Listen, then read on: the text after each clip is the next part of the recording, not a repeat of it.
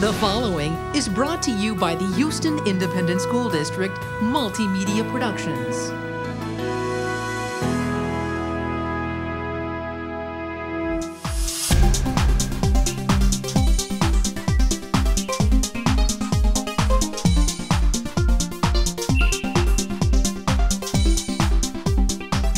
Well, welcome to Houston Independent School District. We have a lot of guests from our neighboring districts and friends. Before I turn it over to Mr. Myers, who is going to welcome you to our district, I would love to see, I know we have several districts here that I would love to see who's here from each. So Spring Branch, I know we have Mike Fallick and Susan Keldner and Superintendent Duncan Klusman.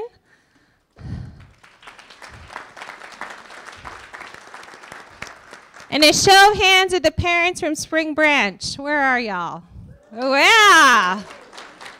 HISD, y'all better make me proud. We also have a few folks from Cypher. I know Cypher had another meeting at this time, and they were kind enough to send a few representatives. Cypher. Spring ISD, have y'all arrived yet and gone through the traffic? There were some parents that were coming from Spring. Fort Bend, I know I saw a few folks from Fort Bend. Thank you for coming. And I believe we had the superintendent, was it Huntsville? Come on. And did anybody else I miss? And I would love to see the hands for our parents at Houston ISD. Yeah. Great to see y'all.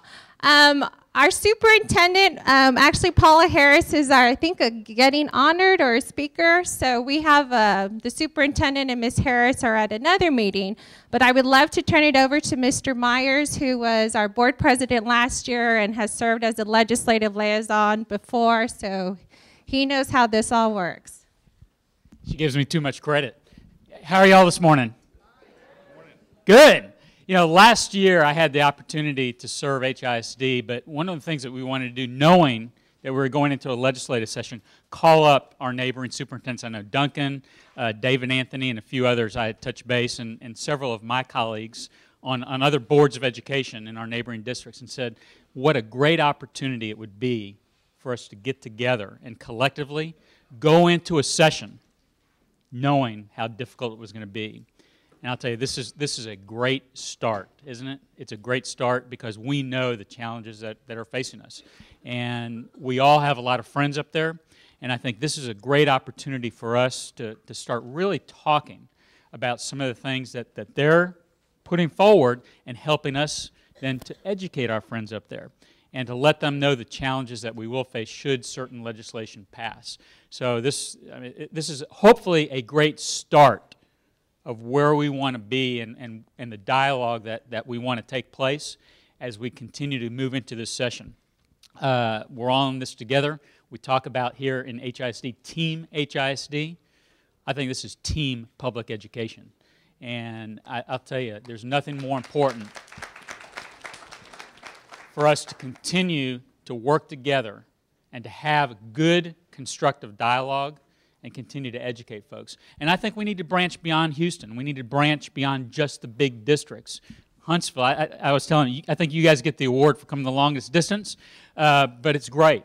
It's great that we can continue to reach out, and I think our job as we move forward is to continue that education, but also continue to reach out to our fellow school districts. Because I will tell you, while each one of us have some strength, and each one of us have connections in Austin, I'll tell you what, collectively, what a huge, huge impact it would be if we can come together and start talking about some of the things that collectively we need to do to make education here in Texas the best in the nation. So I want to thank you guys for coming.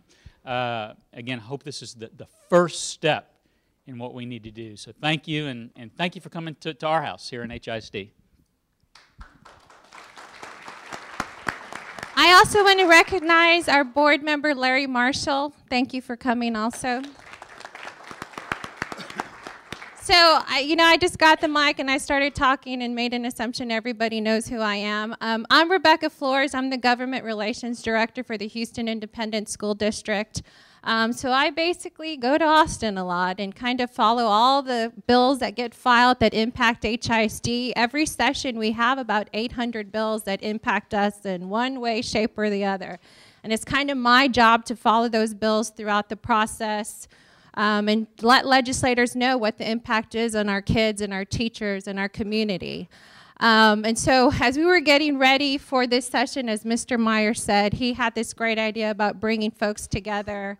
Our wonderful partners, Parents for Public Schools, were kind of pushing me of like, well, can you just help us better understand what this legislature does and how it works and potentially how we can get involved?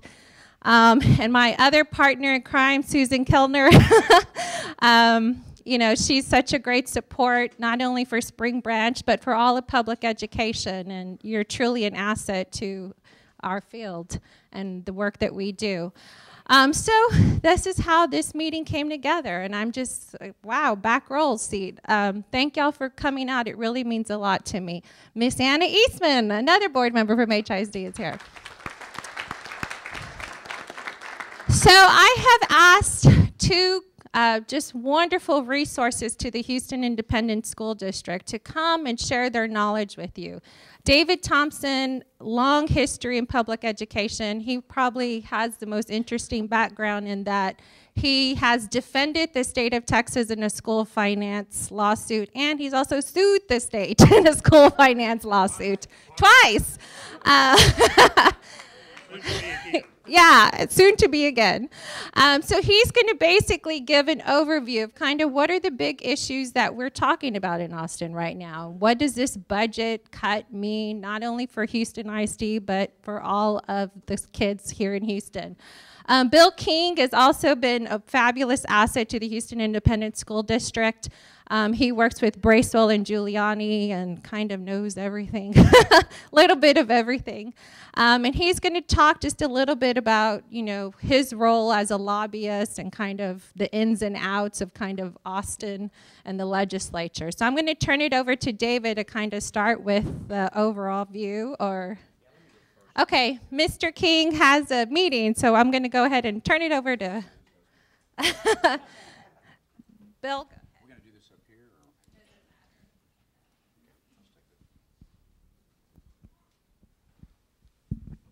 Good morning.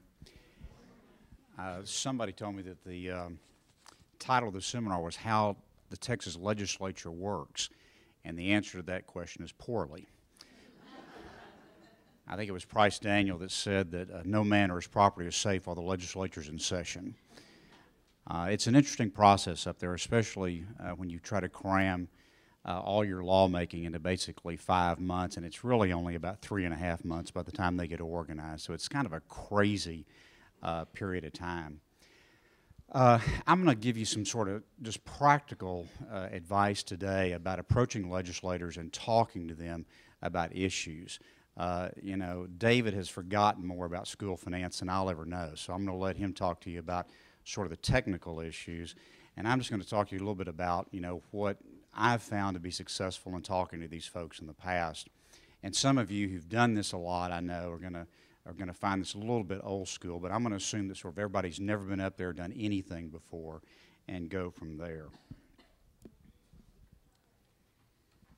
First, there's sort of I used to do a lot of litigation, and I would never watch TV trial shows because what goes on in TV trials is so far from what actually happens in the courtroom that I just get mad and start yelling at the television, and my wife would get upset. And it's sort of the same thing about lobbyists. I mean, this sort of idea that lobbyists are running around there with briefcases of money and they're handing them out and buying and selling votes, and that's all pretty much nonsense.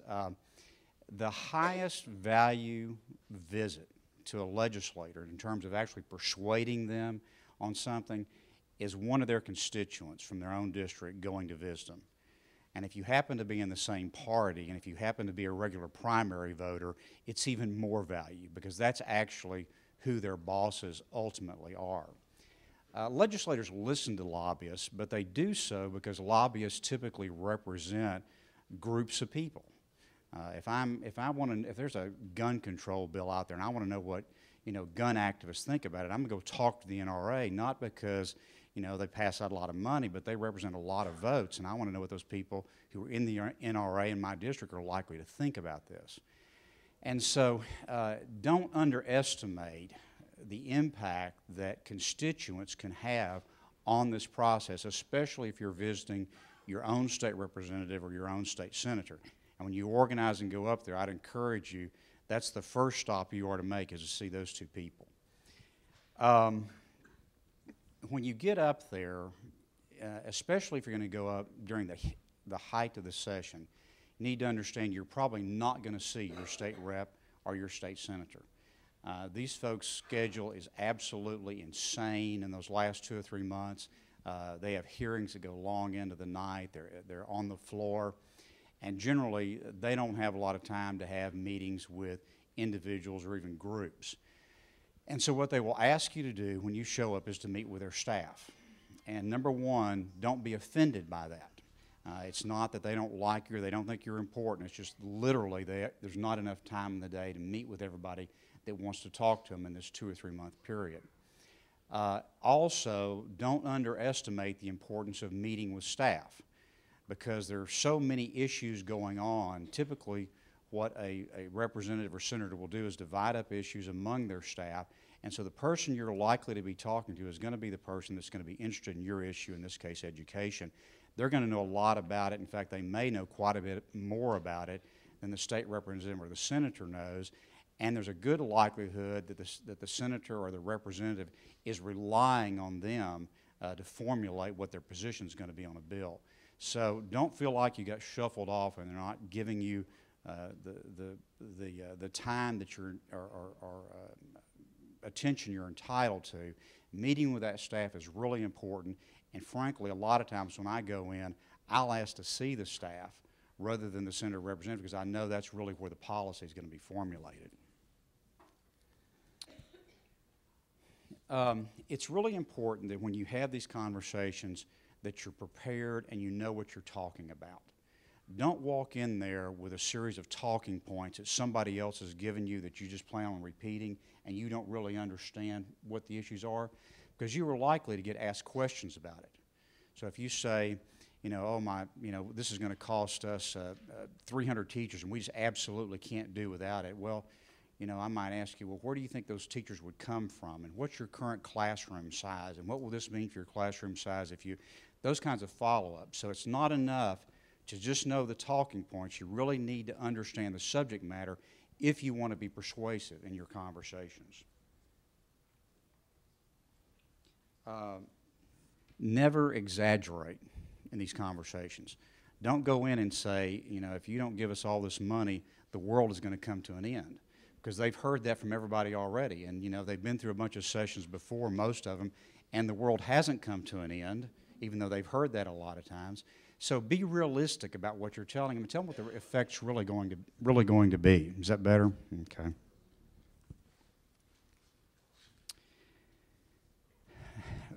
Don't let the meeting get acrimonious, and for God's sakes, never threaten anybody.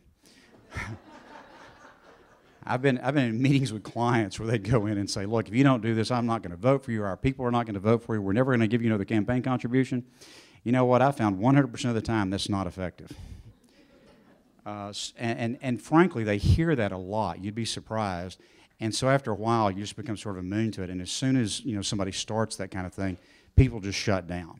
What they're looking for is information. I mean, if you're in the legislature, you're having to deal with education and health and human services and highways and tax policy and a whole lot of things that, frankly, most of them don't understand and don't know anything about. So what they're looking for is information, and they're looking for how do their constituents feel about this. And so what you need to be there is as a resource, providing them information. Now, if they know that you're a primary voter in their district, then there's a sort of implicit, we really would like to see people get elected that agree with us, obviously.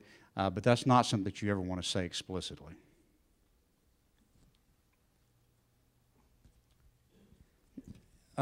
If you're there speaking for more than just yourself, be sure and let them know that. You know, this is a democracy at the end of the day, so if you're speaking for yourself, that's one thing, but if you're speaking for your homeowners association, or you're speaking for a union, or you're speaking for a PTO or something, let them know. You know, I'm the president of such and such PTO, and we talked about this, and and our group is concerned about this because they're obviously going to be interested in as hearing from as many different voices as they can. So if you're speaking for someone other than just yourself, you know, be sure and let them know that. Now, let me give you some practical tips for going up to the Capitol. And if you haven't done this before, it can be a little bit of a tough visit. And let me say this, you don't have to go to the Capitol to see these people. You know, all of them have district offices, and particularly over the next month or so, they will be spending a lot of time in their district offices. Typically, you know, they go home on after lunch on Thursday and will be there until Monday morning sometime. And so a lot of times you can arrange to have visits in the district's office. Now, as we get further into session, that will not be the case, and they'll be up there essentially all the time. But if you want to make those visits early, a lot of times you can make them in the district office and you don't have to travel all the way to Austin. But if you go to Austin, let me tell you a few things about the Capitol. Number one, for the first time ever, we have security at the Capitol this year. And so you're going to have to go through a security line that's kind of like going through an airport security, not quite that bad, but almost. If you happen to have a concealed handgun permit, you can walk up, hand that, they pass you right through without going through any of the security checks. So you may want to run out and get your CPHP. I promise you, more lobbyists have gotten their concealed handgun permits in the last 60 days than probably ever in the history of the state of Texas. You know, this is a process where you're going to be standing around and waiting a lot. It's a hurry up and wait kind of thing. You'll be standing there. They're going to rush you in. I've got 5 minutes. What do you need to tell me? And then you're going to be back out waiting again. Almost every place you stand in this place is on marble floors. It is a very tough place. So be sure that you wear comfortable clothing and especially comfortable shoes because you're going to be walking around a lot on these hard marble floors. It is also about the easiest place in the world I know of to get lost. Especially since they opened up the extension. And if you haven't been up there, you have the old state capitol where the two assembly rooms are. Most of the state senate offices are in that building and a few of the House leadership. But most of the House members are now over in the annex, which is a subterranean couple of floors that was built over on the north side of the courthouse.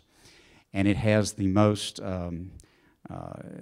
difficult numbering system for rooms I've ever run into. Is that not true? And so what I would recommend is going online and printing out, there's several different websites, but if you do a Google search for state capitol floor plans, they have 4 or 5 floor plans that you can print out that show you where all the offices are, and it will really help you get around. Otherwise, you're going to be finding yourself just constantly asking somebody where everything is. But most of your visits are going to be over in the extension, and because that's where most of the House members are, who you're going to get to see. That's also where most of the hearing rooms are. So if you're going to sit on any hearings, those are typically going to be over there. Currently, the only directory there is this little thing that's online. You can go print this off, or it's available as you walk in the Capitol.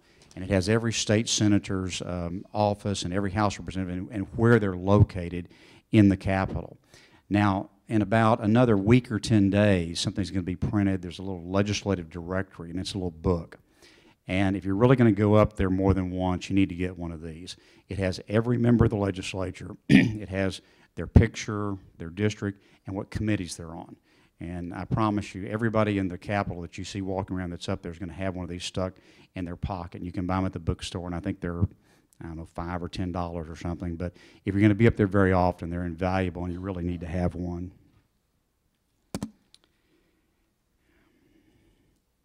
There's also, just to let you know, there's a cafeteria in the extension. The food is actually pretty good. It gets really crowded right around lunchtime, but otherwise it's a great place to sort of hang out. If you're in between meetings, you can go in there. There's a lot of places to sit down, get coffee and that sort of thing. And it's right as you come out of the tunnel between the Capitol and the extensions, and it's a good place to hang out. Let me just say one other thing about sort of the current process that's going on up there, and I'll give you my view of it, and David may agree or not with this. But, you know, the budget that came out last week from the House and the Senate was obviously pretty much of a shock to everybody. My sense of what's going on up there right now is that the leadership is confronted with sort of two different camps. You've got the Democrats who obviously are wanting to maintain a lot of programs.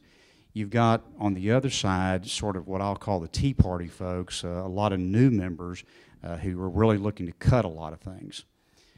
And so I think what happened was this budget was an attempt to say, okay, a lot of you folks that got here to the legislature, you want to balance the budget without using the rainy day fund and without raising taxes and without raising any fees.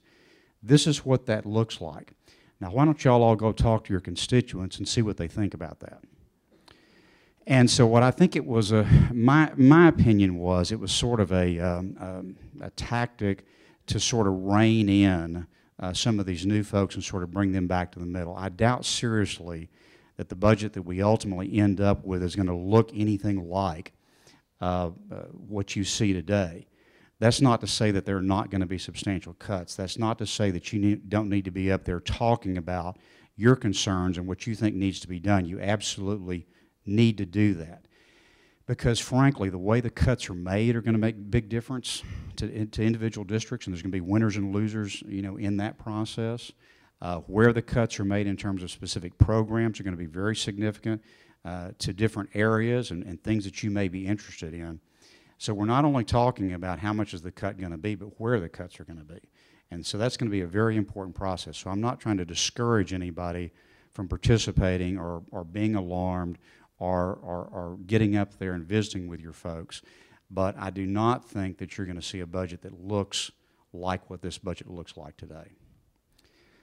I'm going to stop there. Can I take some questions since I'm going to leave? I've got to go leave and meet with Susan's husband about another subject matter. So I'll take some questions, and I'm going to slip out. Y'all forgive me for leaving early. Yes, sir? Well, it's my understanding that the area just simply signed this district that they're going to get a 10% cut. It's up to the district to determine where the cuts are going to be made. That has not been determined at this point. And David will get more. The question was that there was going to be a cut, and the districts were going to determine how the cuts would be applied or implemented. Yeah, and yeah, David's really going to talk more about that, but that's not my understanding. Yes, ma'am. You're going to make visits to the Capitol to representatives and such. If you can't get a meeting in or you don't have the time because you're trying to do mass coverage, is it effective to just leave a folder with your card and some color prints and how many different topics is really effective to approach someone with at one time? The question is, how effective is it to leave written materials if you can't get a meeting, and then how many different topics should you be in there talking about? And I would say I don't think it's tremendously effective to leave written material because they get so much of it. I think that one-on-one, eye-to-eye contact, and whether that's with a member of the staff, I'm telling you, I really want to emphasize this, the meetings with the staff are at least as important as a meeting with a member, sometimes more important. And frankly, I would not go in with a long agenda. I'd go in with sort of a rifle shot. This is what I'm here to talk about. And if you want to talk about something else, I'd go back a different time. Yes, ma'am? How effective is letter writing? Because I know that some of us would be able to go up to the Capitol and be able to reach out to representatives in person, but for a lot of individuals, that's just not a possibility. So how effective is it for them to write letters?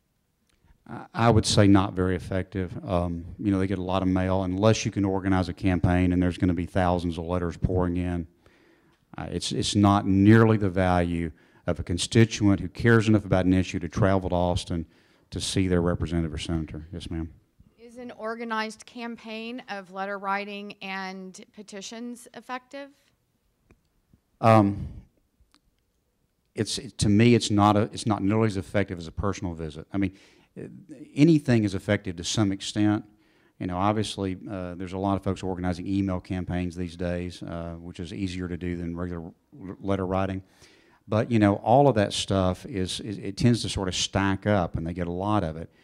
You know, I'm just telling you, there's nothing as persuasive as a constituent showing up in the office and saying, I really want to talk to you about this because I'm concerned about it.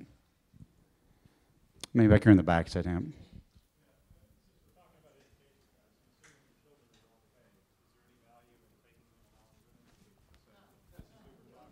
No. Bill, you talked about how important it is to talk with staff. Is there a staff directory? Is there a staff directory? There will be. I know they're transient, but Yeah, Rebecca says that they show the chief of staff. I guess is that in that main directory that comes out? Is the chief of staff is in there? But when you walk in, you know, if you don't have an appointment, which you're probably not going to have, by the way, when you walk in, they typically will ask you what you want to talk about, and they'll direct you to the staff person that handles that. And if they don't, say, listen, I'd like to, you know, who's handling, you know, your education legislation? I'd like to visit with them about a couple of things that I'm concerned about. Yes, ma'am, right here.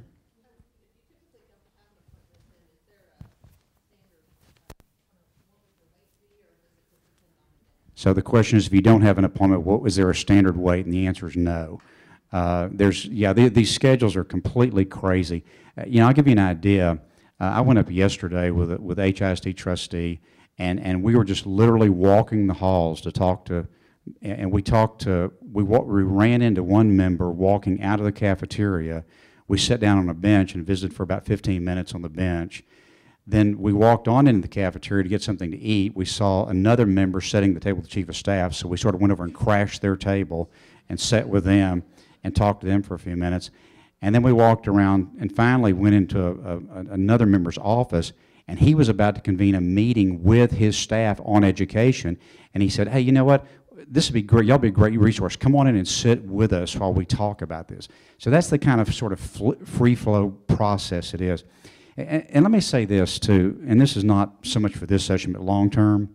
You know, if you're really interested in these issues, you need to get to know these guys before the session. I mean, when you walk in and they have no idea who you are and you don't recognize them, you know, that's one kind of meeting. When you walk in and they say, oh, Bill, how you doing? Well, how's Melissa and how's the family? That's obviously a different kind of visit. So, you know, if you're going to be effective at this and you're interested in this on a long-term basis, get to know these folks before the session starts. Yes, sir. you mentioned an alternative to go to the Capitol is to go to your district office up to a certain date. What is that timeline that you can do that? So the question is how long are you going to be able to make district visits? My guess would be probably about the end of February, and then after that, probably they're not going to be there very much. Yes, sir. The question is testifying before a committee more effective than individual meeting? Again, I think the highest value is the individual one-on-one meeting. You know, a lot of times when you go to testify in front of these committees, you'll find out hardly anybody's there. You know, maybe it's the chairman or something, and they have kind of limited time frames. You can drop support cards for it as opposed to testifying. And frankly, they really get tired of sitting through, especially if people are saying the same thing over and over and over. Again, I just want to emphasize the most persuasive thing you can do is have that one-on-one visit with a member or staff. Right here. You mentioned that the book is available at, was it the bookstore, a particular one that's government stuff, or generally bookstores? There's like a gift shop down by the cafeteria, which is where I always pick it up. And I'm sure it's available online. David will probably know, but it's available online according to David. Yeah. It'll be a couple weeks. Yeah. So this directory has the committee assignments in it. So it's not printed until committees are appointed, and they're not going to be appointed, I guess, in the House until next Thursday, is the last I've heard. So it'll be another couple of weeks before that book is available. Yes, ma'am. Is it important to try to make an appointment before you go? And secondly, is it important to write a thank you note when you get back? I don't think it hurts to try to make an appointment. Again, the later you get in the session, the less likely you are to be able to make an appointment.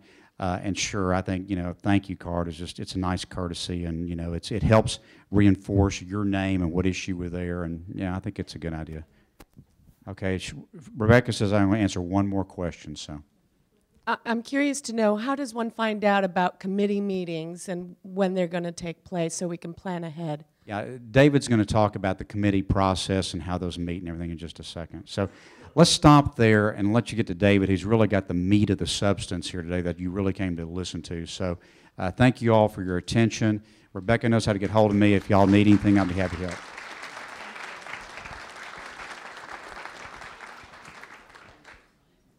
So now for the interesting stuff. David. Hey, Bill.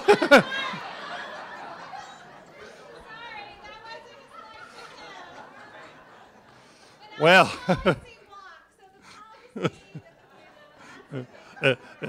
it's too late, Rebecca. Sorry. Well, good morning, everyone.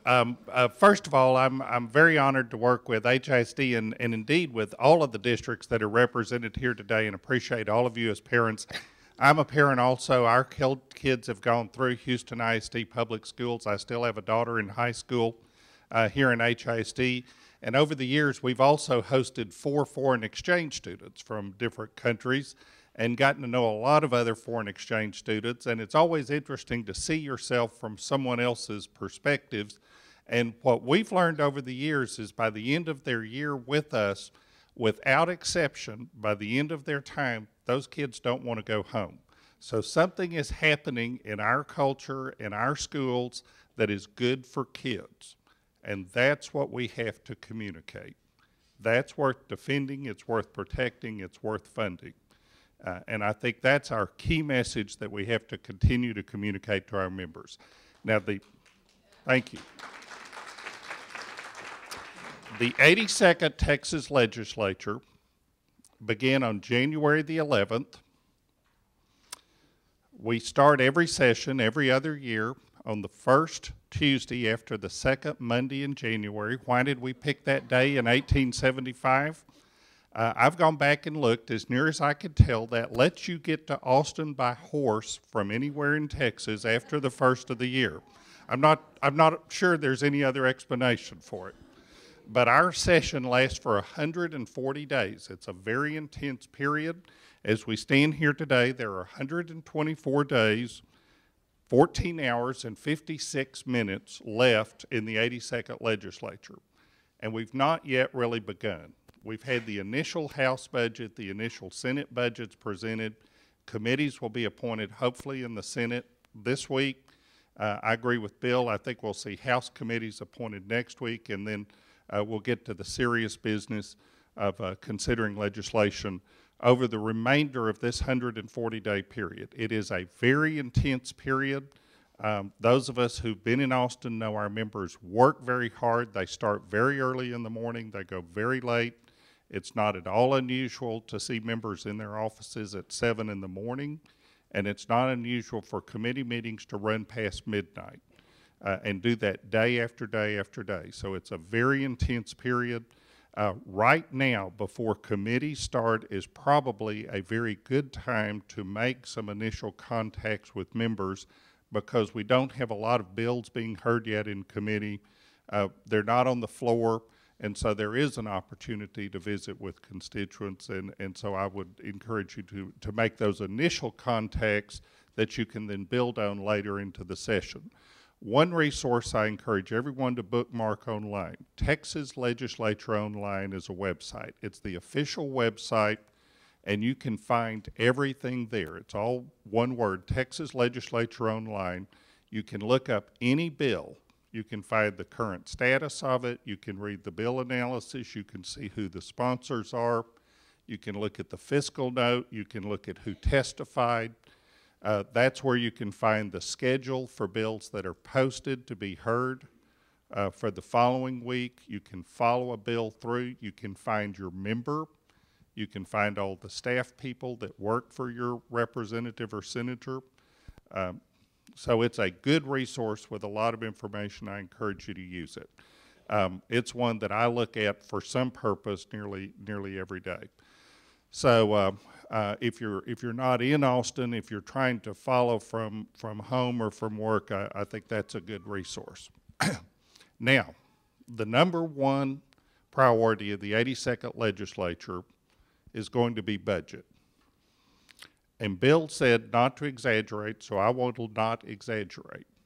This is the worst budget crisis we've had in Texas since World War II. That's not an exaggeration. And the impact on public education is the worst impact in the modern era since World War II. We basically launched what most people would regard as our modern school system in Texas post-World War II, passage of the Gilmer-Aiken laws in 1949 that have really set the framework for our schools since then. And very much a lot that has been done in the last several decades is at risk this session. I do agree with Bill. I think the initial budgets that we saw from the House and Senate are not going to be necessarily the finishing points at the end of the session. But frankly, how we get from where we start to where we need to be at the end of the session is going to depend a great deal upon what our members hear from their constituents. And let me give you just a couple of numbers. I'm not going to spend a lot of time with school finance formulas and arcana. I find that interesting but tedious, and I think most people probably do too, and that's not really what's important at a policy level. Before we talk about dollars, I always like to talk about kids. I think it's important for us to remember that these aren't just dollars and these aren't just faceless kids.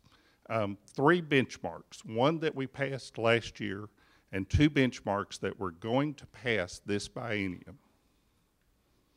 One that we passed last year in the 09-010 school year. For the first time in Texas history, a majority of the kids in our public schools were enrolled and received free and reduced price lunch and breakfast.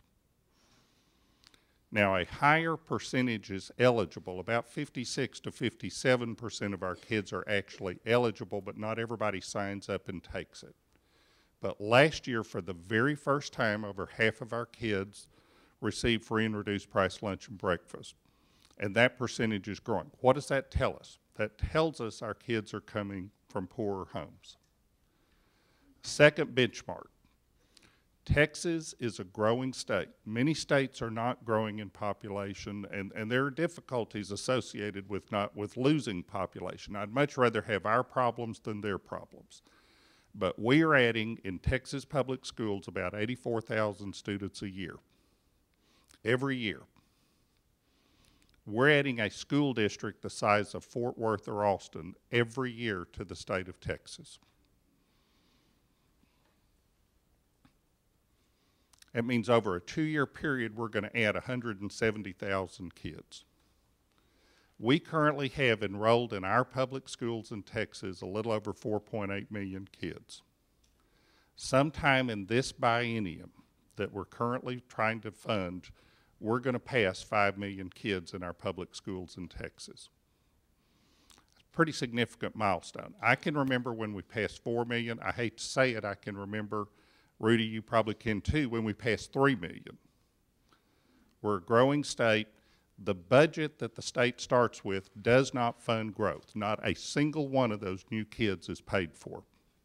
The state starting budget pretends like those kids aren't coming.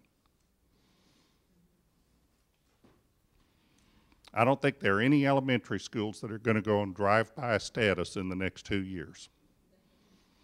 The kids are going to show up, we're going to educate them. They need to be funded. That's an important milestone, 5 million kids.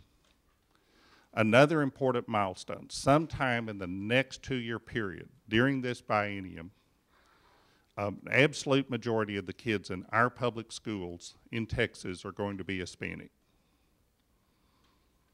Now, about 5 years ago, if you look at the disaggregated student populations, our Hispanic student group became the largest of the disaggregated groups. Sometime in this two-year period, it will become the absolute majority of all kids enrolled in our public schools.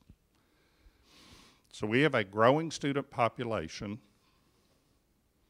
We have a changing student population. We have a population coming with more needs. And oh, by the way, we are raising standards in Texas, post-secondary readiness for all kids. And we're going to do it for $10 billion less dollars. Sounds like a plan for success. So, where are we from a budget standpoint? And what can we do? What's the problem? And what are some of the things we can do over the next 124 days? The Senate starting budget, which was laid out on January 24th, cuts funding for public schools by about $9.3 billion over this 2-year period. The House budget that was laid out last Wednesday, the 19th, cuts funding for public schools about $9.8 billion. So we're starting with very, very significant reductions. Now, I think we have to be realistic. At the end of the session, there are going to be cuts in funding for public education, and there probably are some reductions that we can live with that don't do structural, permanent damage to our system. But with these kind of cuts, there will be structural damage. So I think we have to prepare ourselves for some reduction in funding, and frankly, hopefully some of that is short term, but there are some reductions we're going to have to live with. I've told some groups it's sort of like a hurricane on the Gulf Coast. Those of us who've lived through one, you know, there are 3 phases. The first phase is preparation. You see the storm coming out in the Gulf. You watch it on the media every time you turn on the radio or turn on the TV or listen to the radio or pick up a newspaper. You see it coming, and you prepare. You move loose items indoors. You stock up on batteries and waters. You cover your windows, et cetera. That's phase 1. We've lived through that. Districts have been making a lot of reductions over the last year in preparation. Phase 2 is simply hunker down and survive when the storm hits you. That is the phase we're in right now. And the third phase is obviously clean up after the storm passes, repair the damage, and get on with life. And I think one of our messages has to be, as we deal with a hopefully short-term financial problem in Austin, that we don't do structural long-term damage to our schools that we can't really recover from when the session is over. There are going to be some reductions that are painful, but that we can live with. There are going to be other reductions that are fundamentally harmful, ultimately, to classrooms and to kids. I want to break this down as we talk about these cuts. And again, I'm not going to talk about formulas, but just to kind of make sense of it, I want to divide it, how I think the state's going to approach it, into 3 buckets. There's a certain amount of the reduction that can be done, frankly, by funds management, what we call in our homes postponement. Have you ever gotten a credit card bill that's just a little bit too big to pay this month, so I'll set that aside and take care of that next month? The state has the same capacity because we fund from a biennium to biennium basis. There are some expenditures that the state can do and simply postpone those till a future biennium. The expense may still ultimately be there, but hopefully the economy has an opportunity to recover, and we're going to do some of that in public education and other parts of the budget. We're going to close some of this shortfall simply by postponing some expenditures into a future biennium. And I think that's frankly a reasonable approach, and we need to work with our members on that. A second bucket where there are some significant cuts are all of the grants and allotments that are outside of the foundation school program. And this gentleman up here asked a moment ago, is the state telling us where to cut, or is the state simply saying what the overall reduction is and then leaving it up to districts to decide where to make the program cuts? The answer is it's some of both. Because we have a lot of grants and allotments outside of the foundation school program that are targeted to specific types of expenditures and programs that the state is cutting out.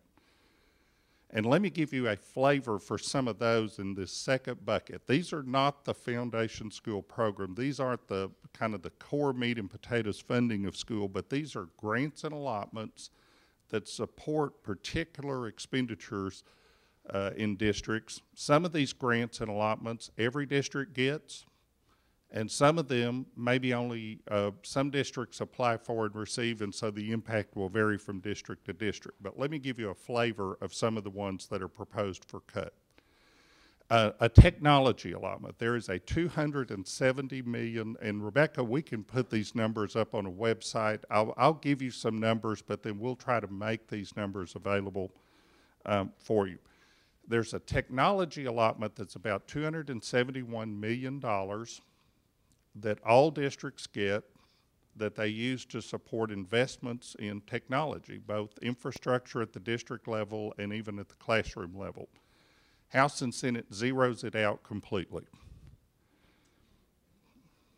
Reading and math grants. Grants to target teaching teachers, particularly elementary teachers, improving skills to teach reading and math. It's not big, it's about 16 million, goes to zero. Pre-K expansion grants. The state funds a half-day program for pre-K. There are grants that some districts receive to offer a full-day pre-K program. Why is that important? Well, it's more time for the kids, and second, participation really goes up because it works better for parents many times.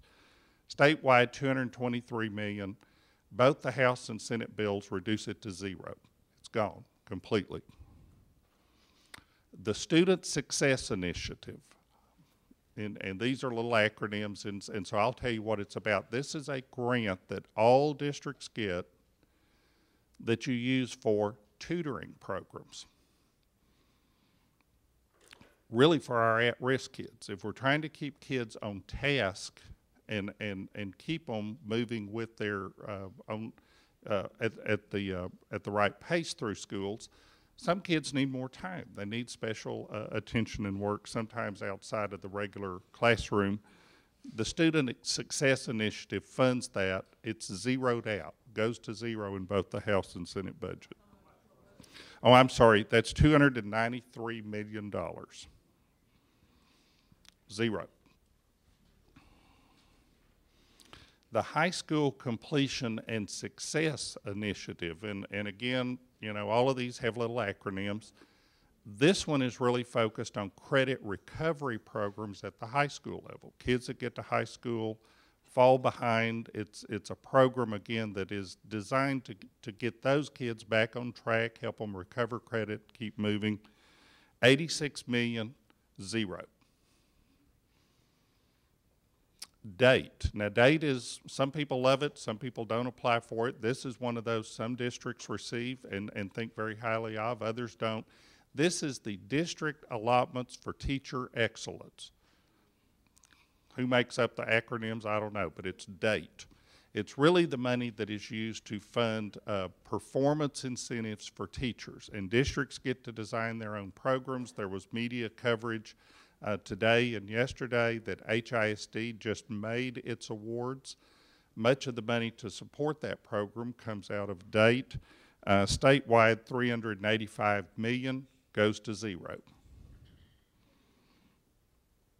Science labs. When we expanded science offerings in high school, the state stepped up a couple of years ago and said, we understand we need to build more science labs. $35 million grant goes to zero. Virtual school network for to pay to create an infrastructure for kids to take courses online. $20.3 million goes to zero. AP incentive grants, grants that districts can apply for to help them offer more courses that are really AP courses for kids. $28.4 million goes to zero. You will be pleased to know that the Senate budget continues to fund steroid testing for athletes, but cuts all this other stuff out. So it says something about priorities. But this is bucket two. You know, so bucket one's kind of what can we postpone. Bucket two are all of these grants and allotments that some districts get, some of them, all districts get some of them. Collectively, they add up to about $2 billion. $2 billion with a B. The starting place for the House and Senate cuts out most of those grants. And this gets back to your question of, is the state leaving it up to the district to decide where to make the hard cuts? Well, in this second bucket, the answer is really no, because you have funds that are targeted to specific programs, and those programs, obviously, if the money that's targeted for those specific programs goes away, what's really being focused on are those programs. That brings us to the third bucket. The third bucket is the Foundation School Program, FSP, and I want to say a word about this. We have always approached funding and education in Texas as a partnership. It's not just the state's duty to pay for everything, and it's not just the local district's duty to pay for everything. It's a partnership. It's a partnership between the state and local taxpayers to fund our public schools. And the method by which we do that is through the Foundation School Program. It's a shared enterprise.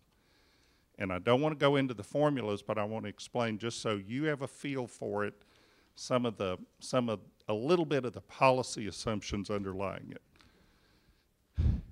The partnership varies from district by district depending on the wealth of the district. If you happen to be in a very poor district, the partnership is weighted more heavily to the state. The state puts in more of the cost of funding the FSP.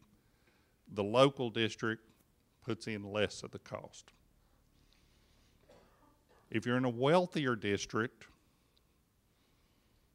that's really reversed. The local taxpayers pay more of the cost. State puts in less of the cost. If you're in an even wealthier district, and Spring Branch is a good example of those, there are over 100 districts and HISD's close. If you're so wealthy that you can fund your full program out of local tax base, some of it actually even spills over. That's what's known as recapture or Robin Hood. The state takes it back and uses it to fund other districts. Broadly speaking, this is described as equalization. That's kind of a phrase that gets tossed around a lot. It's a partnership.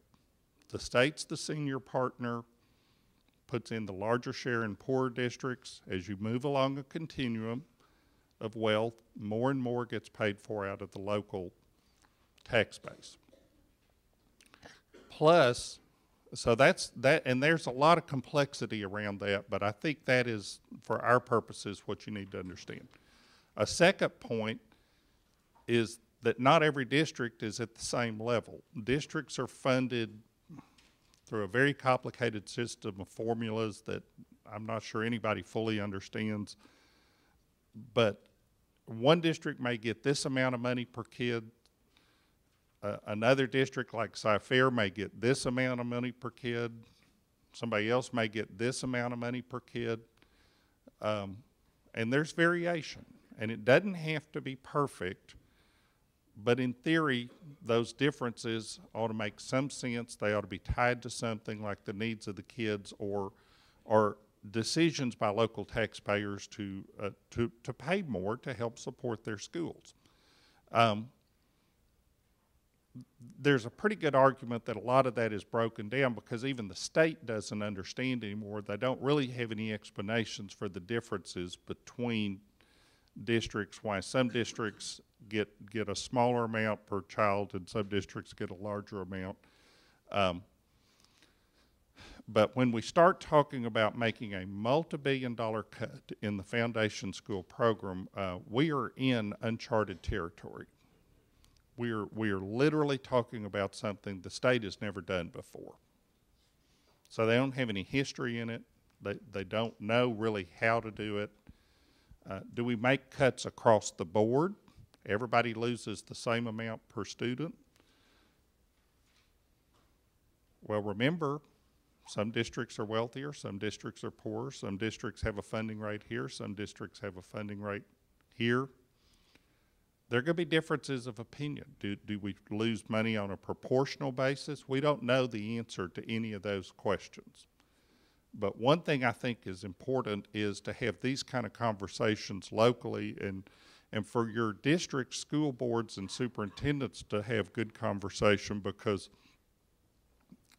these are going to be hard choices, and I think we have to avoid districts being pitted against each other in these kind of difficult discussions. And so the more conversations like this we can have locally, the better. But when we start talking about cutting the foundation school program, whatever the method, and what the state is proposing is a multi-billion-dollar cut in the foundation school program, that's where all your teachers get paid. That's where you pay for utilities or buses, transportation, instructional materials. That's kind of the core of the funding, and that is what is at risk when we talk about cutting the foundation school program. So, big problem. I think we cannot overstate the seriousness of the budget. What are some of the messages we need to take to our members? First of all, I don't think we can say no cuts for education. I don't think that's reasonable. I think there are going to be some reductions. There will be some that we can live with at the end of the session. But I think message number one needs to be, it's raining, use the rainy day fund.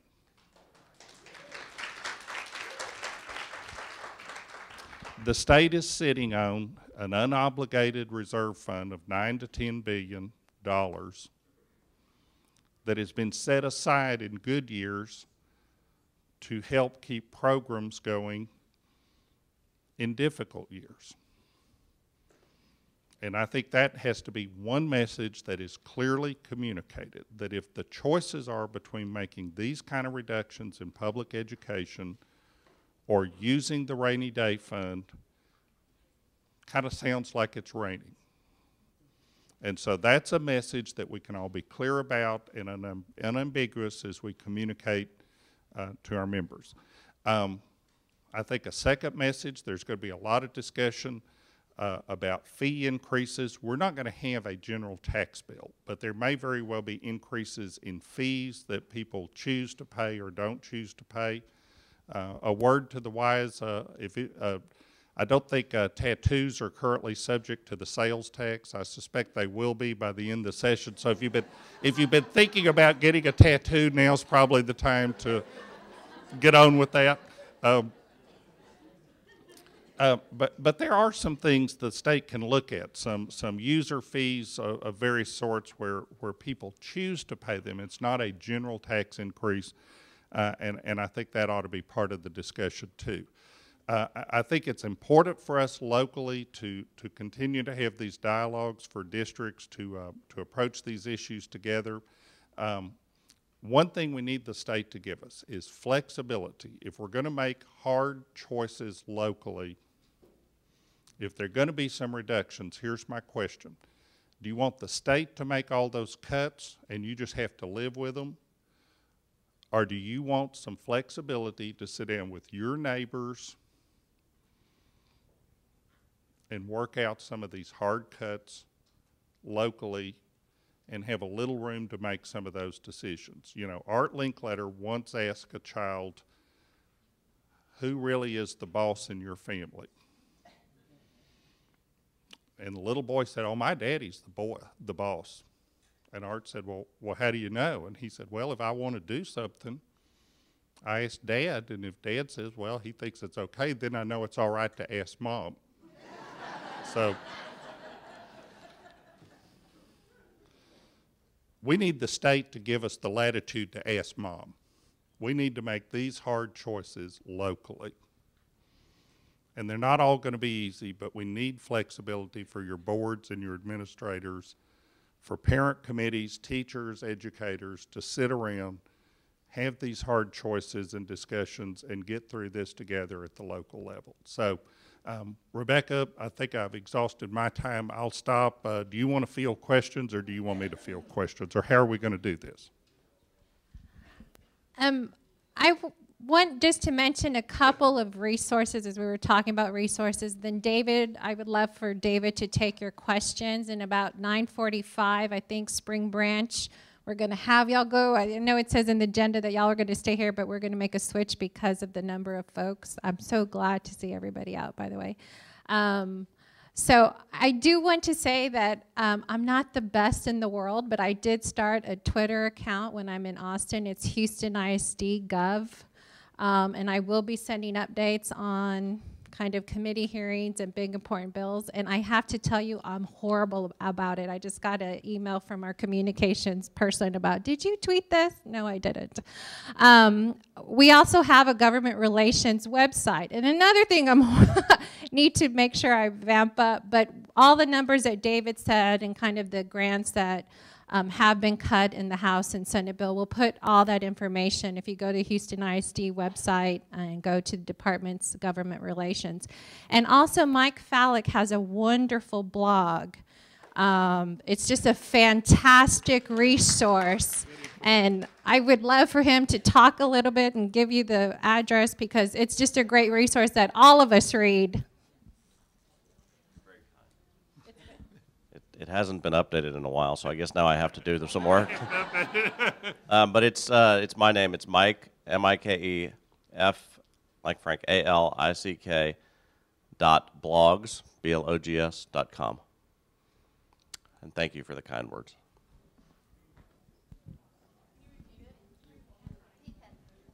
It's M-I-K-E-F-A-L-I-C-K,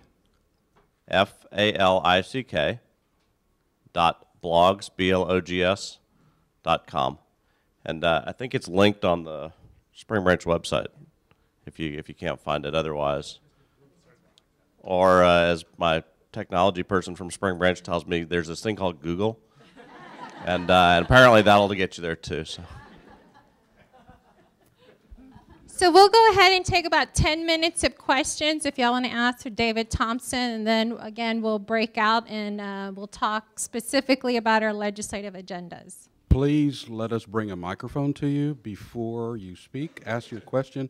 This is broadcast live, so we want our viewers to hear your comments and questions. I saw this hand first, and I'll try to get everybody as near as I can in the order in which I saw your hands go up. Yes, ma'am. David, thank you very much. And I represent Spring Branch ISD as well as TSTA NEA. And I hope we'll all work together, the associations as well as the parent association and the school districts. And I know you've addressed them before, and I appreciate that.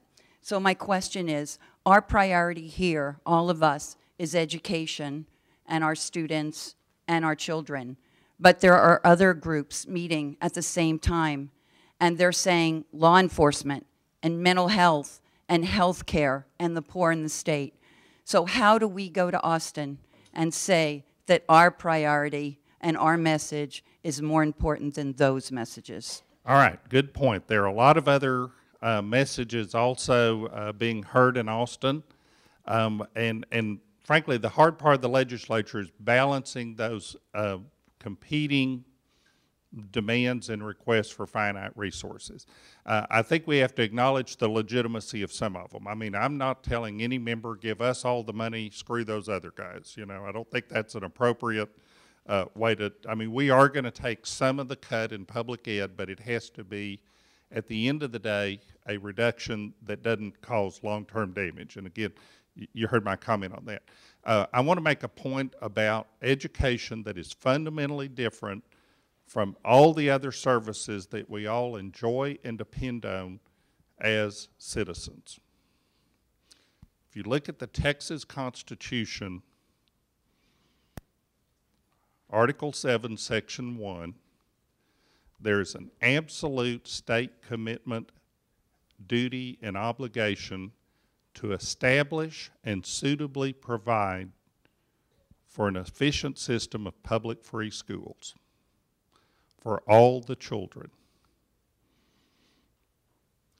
And the language in our Constitution traces back to a resolution that Thomas Jefferson introduced in the Virginia House of Delegates 10 years before the American Revolution. There's similar language in virtually every state constitution. And why does it say we need to have a school system?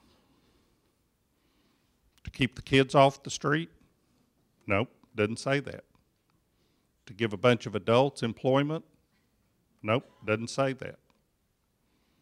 It says we have a constitutional duty to have a school system because an educated citizenry is absolutely linked to a healthy democracy. Nothing else is. And there is no constitutional duty to build 4-lane divided highways or frankly to provide any of the other public services that we all enjoy. Schools are different. There is a constitutional duty. It is the oldest constitutional duty in this state to establish and fund schools because it is linked to our democracy. That differentiates schools from everything else the state funds. Is that a good enough response? All right. This gentleman. Yes, Mr. Thompson. You indicated that there was funds and grants. How much is state, how much is federal? And is there anything at the federal level where Arnie Duncan, head of education, is going to go ahead and try to supplement? All of the grants, the question is, I ran through a number of grants. His question is how much is state, how much is local, what about federal? A quick word on that. All the numbers I ran through on all of those grants, those are state dollars. That is the amount that the state spends on those specific programs, grants, or allotments that the state is cutting out. Okay, that's all state money, so no confusion about that. There is federal money, but I want to tell you a quick story about the federal money. 2 years ago, last session, on February 17th, 2009, Congress passed, President Obama signed on the same day, the ARRA, commonly known as the stimulus bill. And money flowed out from Washington to stimulate government. Now, there's some urban myth that Texas doesn't like federal money. We took it and we spent it. We took nearly $12 billion of stimulus money that we used in 2009 in our budget. That's what made the budget work last time. It's why we weren't dealing with these issues 2 years ago, frankly. What the state did, and they understood what they were doing, it made the budget work in 2009. The state actually reduced state funding for public schools, spent that state money in other areas of the budget, and replaced the state money with federal money. Now, here's the problem we have this session. That federal money was one-time money. It's gone. And so when people talk about the shortfall, the single biggest piece of the shortfall is this $12 billion of federal money last time that we used to make the budget work that is gone this session. And the biggest impact of that is in public ed because that's where the state plugged the federal money in 2009, freed up state money that then got reallocated to other parts of the budget. There is no new source of federal money, frankly, that's going to help us solve this issue. Yes. I was wondering if you would comment very briefly about the retention or abolition of the $5 billion worth of funding that is tied up in the various hold harmless clauses. Yeah, the question is all the hold harmlesses and the $5 billion some odd dollars that are tied up in that. And again, I don't want to get too deep into the arcane nature of formulas. The state has all of these very complex formulas that fund schools, but we're a very complex state. We have 1,029 school districts. We have school districts with 100 kids in the entire district, and we have Houston with 200,000 kids. The formulas don't work. And so what we have created in Texas, my description of it, it is like, and we call them hold harmlesses, it is the equivalent in Greek tragedies of Deus Ex Machina. Do you remember the Deus Ex Machina? The plot would get so convoluted and out of control that you couldn't make sense of it, and so this figure would just swing in from off the stage and say, never mind, here's what's going to happen. And that's what a hold harmless is. A hold harmless sits on top of all these formulas, and it is a state, never mind, when the formulas produce certain results that the state doesn't like, frankly, you put a hold harmless in to produce a different result. And we've layered these on top of each other for 20 some odd years. That's where most of the complexity in our system comes from. And you have the formulas that some districts get their money from, but then we've got these $5 billion of hold harmlesses that protect all kinds of things. Some of them protect pay raises given to teachers. Some of them protect the buy down of the property tax rate that the state did. You know, there are a lot of different things that different hold harmlesses protect, and their impact varies on districts. I mean, some districts are really dependent on the hold harmlesses for their funding, and other districts aren't. One discussion going on at the state level is, well, let's just wipe out all the hold harmlesses. That'll save us $5 billion. Well, yeah, it will, but it'll have a pretty devastating impact. That is one of those things where it has a different impact on different districts. Frankly, one district that didn't depend very heavily on hold harmlesses would probably say, fine with us. But their neighbor, who is very dependent, is going to say, whoa, wait a minute, that's what we really depend on to operate our schools. I don't think we're going to wind up just blowing up all the hold harmlesses. I don't think that is a responsible approach, and at the end of the day, I don't think it shares the pain in any kind of rational sense, but that's certainly part of the discussion. One more question, and then I've got just one closing comment to make. David, you talked about the budget probably being the #1 priority. Would you say that redistricting is going to be the second priority? And if that's the case, what are the chances for a special session? And what do you think the percentage is that there will be a lawsuit? Laurie, the #1 priority for this session is the budget. The #2 priority for this session for the 82nd legislature is the budget. And the #3 priority for this legislature is the budget. And then there's everything else. And you know it's a hard session when everything else includes redistricting. Now, redistricting is really a big deal. It's kind of inside baseball. You know, if you're interested in that sort of stuff, you're really interested in it.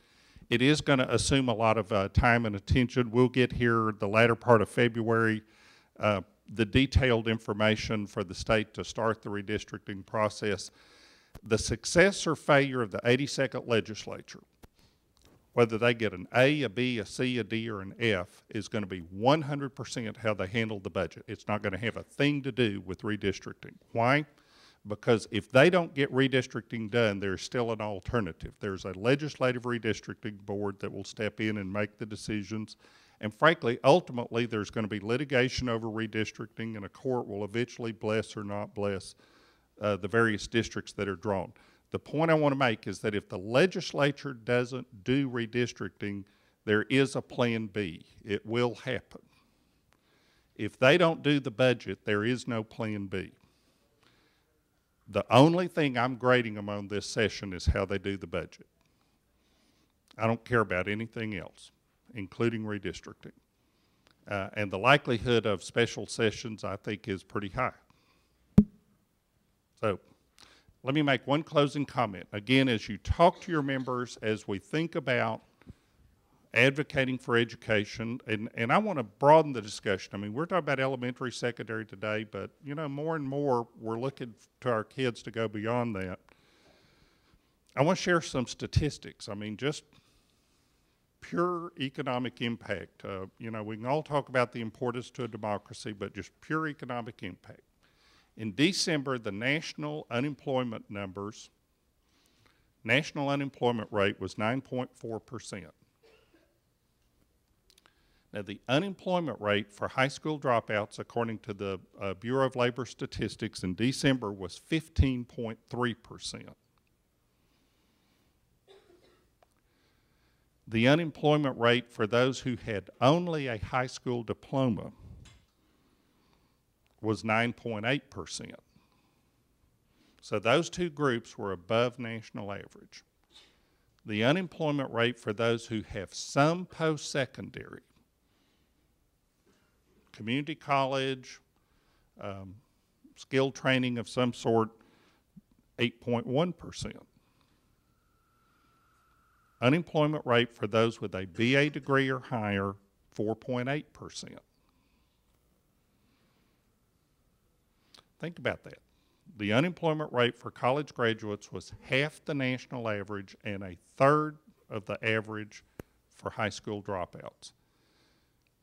Educating our kids is directly tied to a healthy democracy, and it is directly tied to a healthy economy in ways that nothing else is. That's our message.